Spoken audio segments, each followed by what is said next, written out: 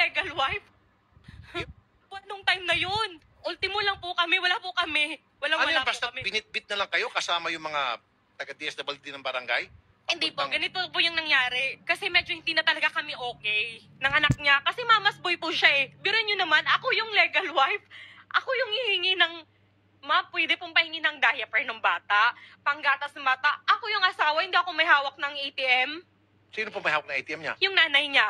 Oh, mamas boy nga talaga. So ngayon po, nag-ano ako. Kasi kinasal ako, wala yung nanay ko eh. Wala si mama, wala yung papa ko. Nasaan po yung Perez mo? Nasa Cagayan, pero alam niyang ikakasal ako. Siyempre, wala din naman po kaming pang-ano dun sa para pumunta sila dito. So, pumirma na lang po sila na yun, kailangan din kasi ng parents' consent yun. Kasi 21 pa po ako noong time na yun.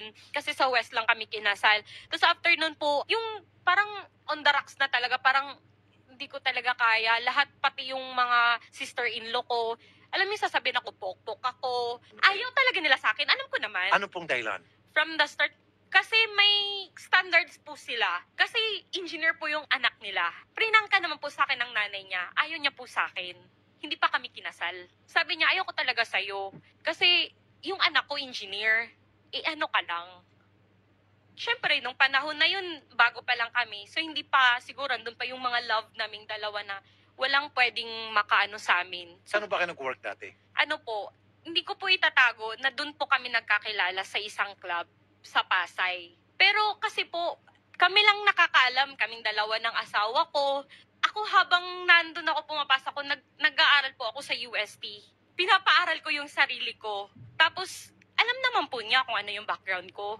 Pero, bakit po ganun? Nung kinasal na kami, bakit andun po laging nakadepende kami sa nanay? Lagi kaming nag-aaway po niya. Nakatira po kayo sa bahay ng Perez? Yes po. Pag kunyari may, pa, pwede pong bumili tayo ng ganito para sa bata. Sasabihin, tanong muna natin kay mama tsaka kay papa. Bakit po ganun? Okay.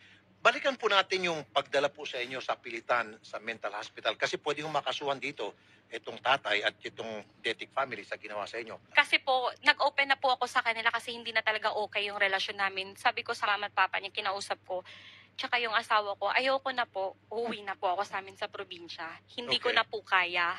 Ang akin lang po, kasi syempre wala din po akong trabaho. Uwi kami ng probinsya, kailangan ko po yung sustento ng bata. So nag-okay po sila. Okay na, natulog na ako noon. Kasi gabi yun eh. Kinabukasan po ng gabi, sabi po, may ticket ka na, ihahatid ka na namin sa airport. Tapos biglang nakasakay ako sa van.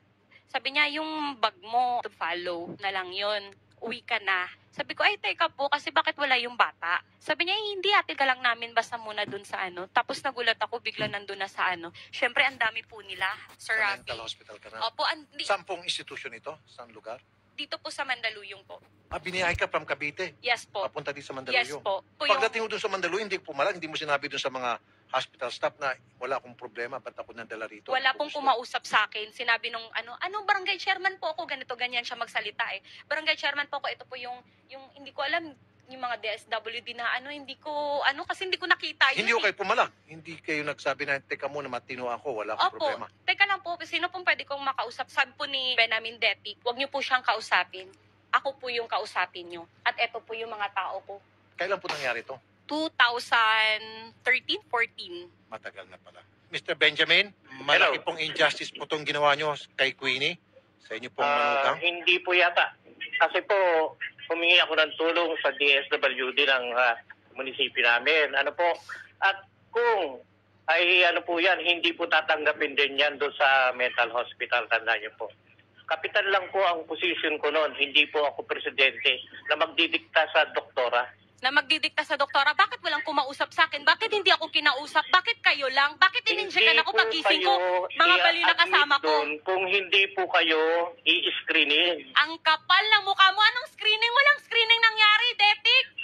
Kapitan Nakita niyo ka. po, ganyan magsalita yan. Nakita niyo po. Hindi, kasi matagal kong ikinimkim to eh. At tandaan niyo po, Masakit. alam niyo, Masakit marami ang nang ginawa mo ipinapasok sa sa akin. mental hospital. Bago Ginawa mo sa akin, lahat ng mga connection mo, ganun ginawa. Kasi ang akala mo, Wala po ultimo akong lang ako. koneksyon. Ordinaryong kapital lang po ako. Chairman, excuse me, tama siya. Dapat kinakausap siya. Wala Walang rin kumausap kumausap sa kanya. sa akin. Correct po. ibig sabihin mo, yung mga doktor po sa ospital, hindi siya i-assess. I-assess po siya. Eh, paano nga ako i-assess? Eh, wala nga I-assess po kumausap siya sa bago akin. siya i-admit. Napakasinungaling Pagsasabihin po mo. ng doktor doon na wala po siyang problema, hindi po tatanggapin yan doon. Talaga? Eh, bakit nung sinabi kong nagsisigaw ako, teka lang po, bakit walang kumakausap sa akin? Tapos biglang may lumapit sa akin, teka ma, may lalagay lang ako sa braso mo? Tapos nagising na lang ako, ganon? Baliw na mga kasama ko? Eh, pwede naman pong kung sino po yung doktor ang humawak doon, yung mga staff po ron, sila ho pwede hong mag-testify dyan. Magaling ka talaga mag-manipulate, no? Gano'ng kakatagal nag-stay doon sa ospital? Tapos paano ho kayo nakalabas? 3 days po. Na-release. May nag-claim po sa akin. Sino po yung nag-claim sa inyo, ma'am? May proof po kasi nag-OGT po ako dati sa... Ayun yung pumunta doon sa ospital, Sa Mandalo, tapos- hindi po dapat ako kinakausap. Inilabas ka? Opo. Kasi po doon, rules po talaga doon sa Mandaluyong po, sa mental mom. Kahit magaling na kayo o hindi pa kayo magaling, pwede kayo lumabas pag may nag-claim sa inyo. Pero kahit pag magaling na kayo, walang nag-claim sa inyo, hindi kayo makakalabas. So may nag-claim sa inyo yung Yes professor? po. Tapos yun po, after po nun, Sir Rafi, nagpa-psych test po ako.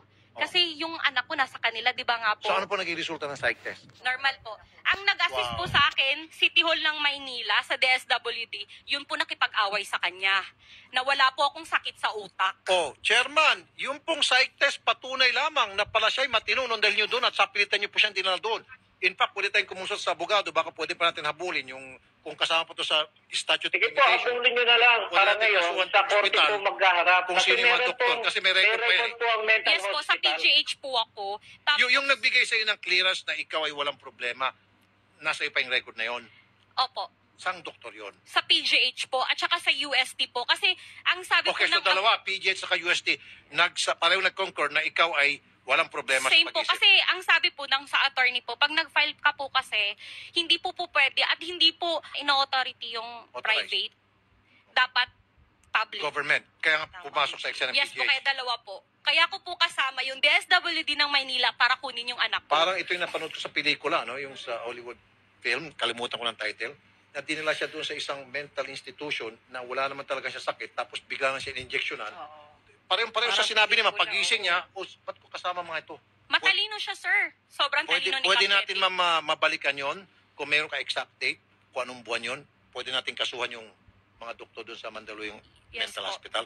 Maging ito si chairman at ito yung mister mo. Okay? For the meantime, sige, babalikan natin pinaka-original purpose magpunta rito. Engineer, Yes po.